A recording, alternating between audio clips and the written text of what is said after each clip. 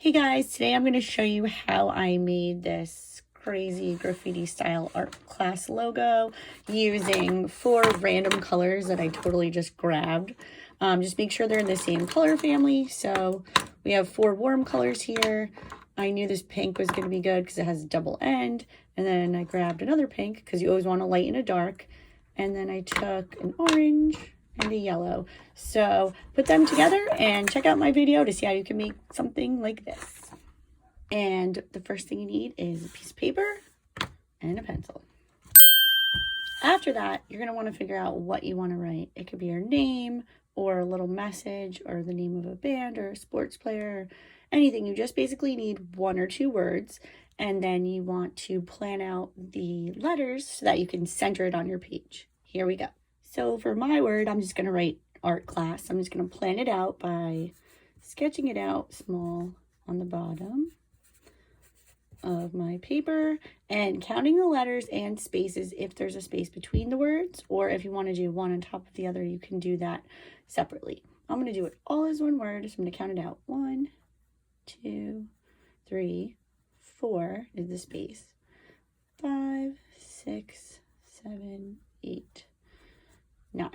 So we have 9 spots that are filled, and you want to figure out where the center is. Since it's an odd number, there will be 2 in the center.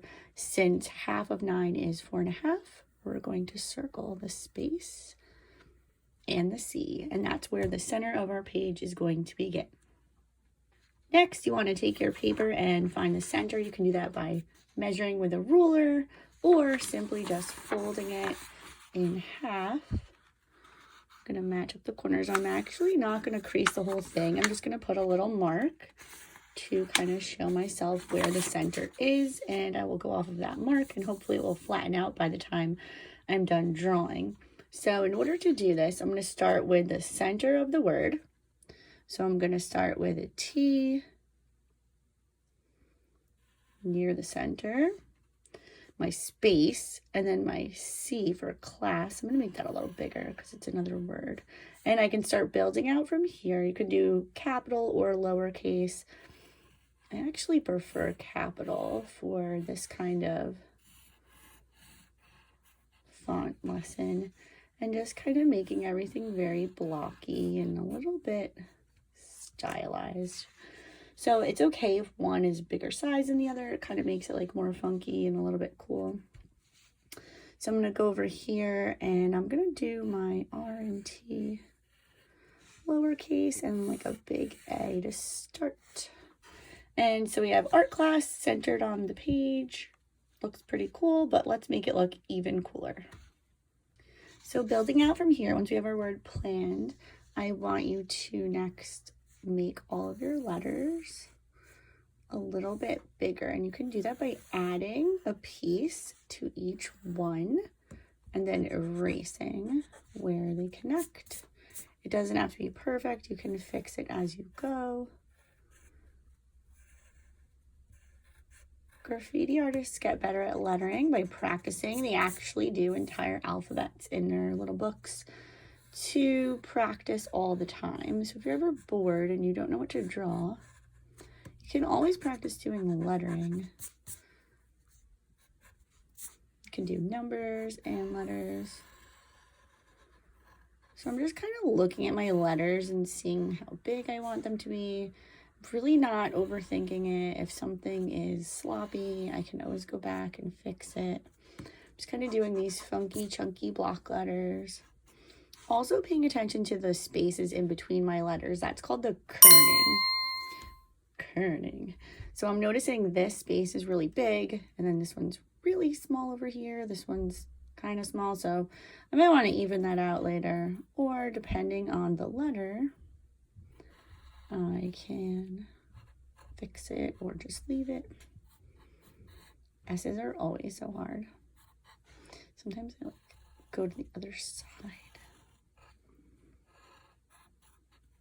So you're probably thinking, Mr. Rigby, this doesn't look so great, but that's normal. When you're creating a piece of artwork, always go through these stages where you're like, oh, this is awesome. Oh, wait, this looks terrible. So the next thing you want to do is not give up. I'm going to do a little time lapse and show you how I'm going to build this up.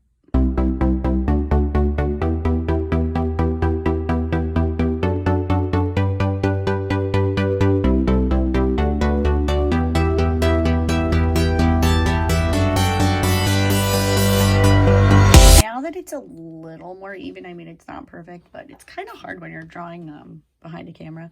Anyway, so I'm going to pick a vanishing point. So that's the point in this picture where if the letters were to go into the distance and they would vanish, I'm just gonna kind of do like a standard easy spot, like bottom left. And I'm not gonna connect the letters all the way to this spot. I'm just gonna like imagine that each corner is going to that spot. So every single corner in the whole picture. So if I did connect those lines to that dot, where would they go? Well, this is much easier if you have a ruler. If you don't have one, you can just use a piece of paper or anything that's straight, like a piece of cardboard, anything like that. The curves are a little trickier because you're like, well, where do I draw from? Start with the ends.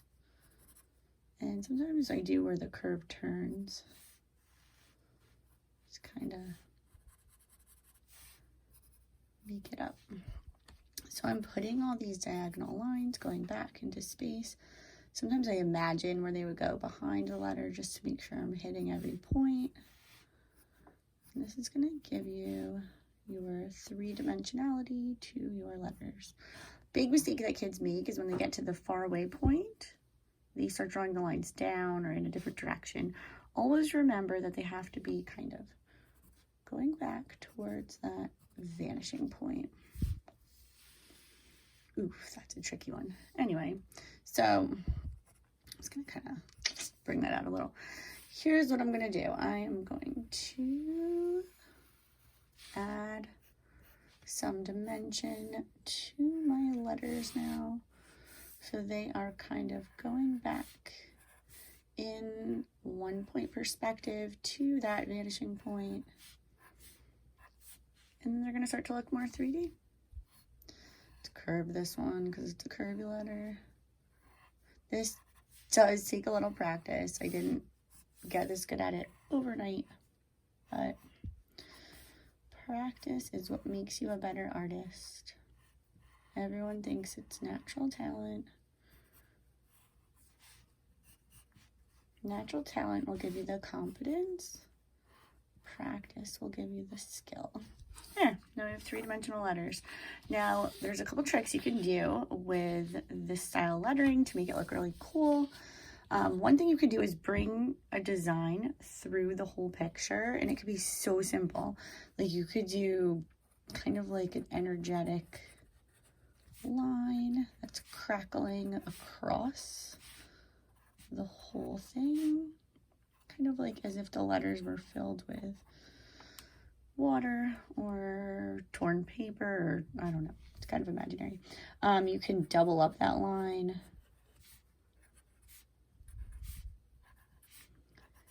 That is easy to do and always looks really cool. Inside the doubling, you can add a simple texture, just like stripes.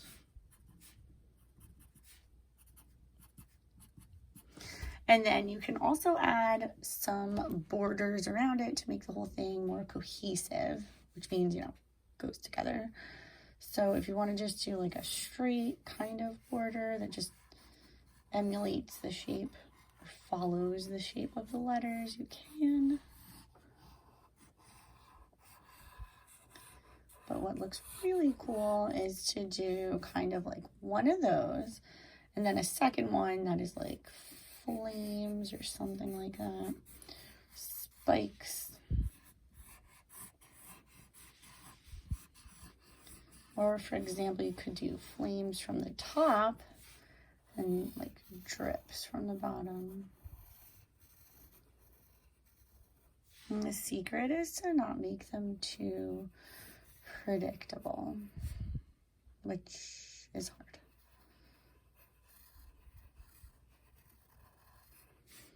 So this could be like dripping paint.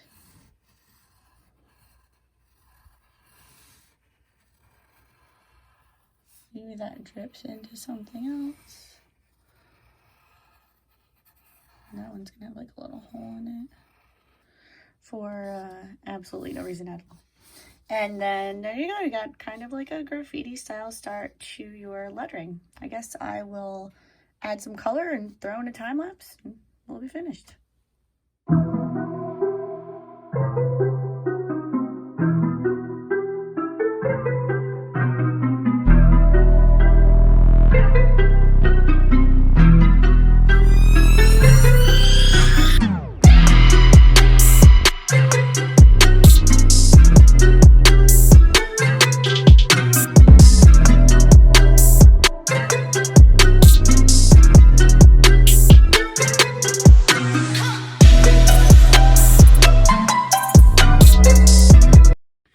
So I went a little overboard with the coloring and patterns, but it looks pretty cool. Colors are a little ugly, but at least they're in the same color family. So make sure that if you're using Sharpie, you have an extra piece of paper underneath because it totally goes through your page. I always think the back looks so cool. And what you want to do is make sure that you're using patterns and colors that go together and go around. Now this takes a little practice. I don't expect yours to look like this the first time. And this is not perfect, but just a fun little activity to practice your lettering and your borders and see how it goes. So check it out, try it out, see what you can do through virtual art class.